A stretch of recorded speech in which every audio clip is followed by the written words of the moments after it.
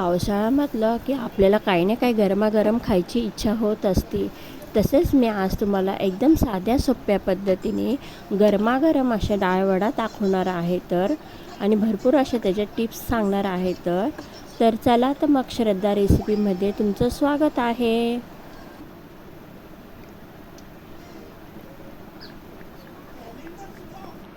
इथं मी 2 वाटी हरभऱ्याची डाळ घेतलेली आहे. ही 4 ते 5 तास पाण्यामध्ये भिजत ठेवली होती. आता ही भिजून झाली की ही मिक्सरमध्ये मी बारीक करून घेणार आहे. आणि ही बारीक करताना याच्यात पाण्याचा वापर अजिबात करायचा नाही. पाणी सगळं व्यवस्थित आपलं निथरून घ्यायचं. आता त्याच्यात मी अर्धा चमचा जिरे टाकत आहे. 7-8 लसणाच्या पाकळ्या टाकत आहे. 10-12 कढीपत्त्याची पानं टाकत आहे. 4-5 हिरव्या मिरच्या टाकत आहे. आता झाकण लावून हे बारीक करून घ्यायचं आणि जास्त जाड पण नाही जास्त बारीक पण नाही, अशा प्रकारे मी बारीक करून घेतलेलं आहे. आणि हे जर समजा पातळ झालं तर याच्यामध्ये तुम्ही थोडंसं बेसन पीठ म्हणा तांदळाचं पीठ टाकू शकतात. आता याच्यात मी एक मध्यम आकाराचा बारीक चिरलेला कांदा टाकत आहे. कोथिंबीर टाकत आहे. कढीपत्ता बारीक चिरून घेतलेला आहे तो सुद्धा याच्यात टाकत आहे. थोडंसं हिंग टाकायचं.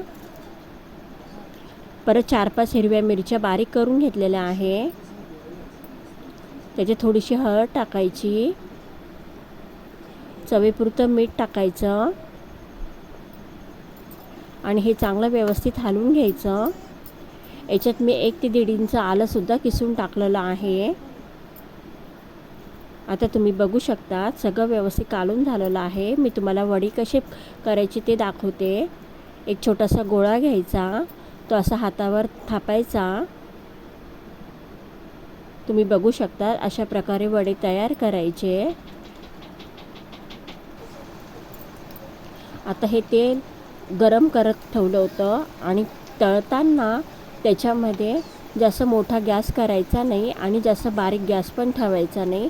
तेल व्यवस्थित तापून घ्यायचं म्हणजे आपले जे वडे आहे ना ते तेलामध्ये वितळणार नाही. त्याकरता तेल व्यवस्थित तापून घ्यायचं आणि मध्यम आचेवर हे वडे तळून घ्यायचे आणि साधारण 1 मिनटं ते तेलामध्ये ठेवायचे आणि मग ते उलटून द्यायचे. तुम्ही बघू शकता.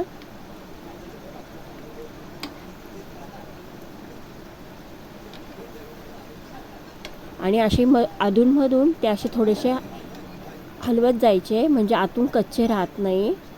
आता इथं आपले वडे तयार झालेले आहे. मी परत तुम्हाला दुसरे तळून दाखवते.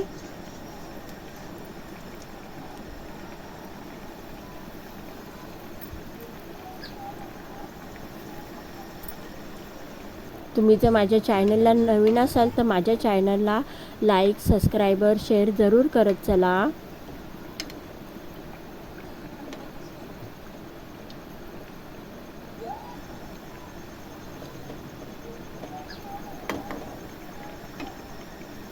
असे मधून ते तेलामध्ये हलवले म्हणजे आतून सुद्धा कच्चे राहत नाही आणि व्यवस्थित आपले वडे तळले जातात. तुम्ही बघू शकता आपले दुसरेसुद्धा वडे तयार झालेले आहे. अशा प्रकारे मी सर्व वडे तळून घेतलेले आहे. तुम्ही बघू शकता. तुम्हाला माझी आजची रेसिपी कशी वाटली मला जरूर कळवा आणि माझ्या चॅनलला लाईक सबस्क्रायबर जरूर करा.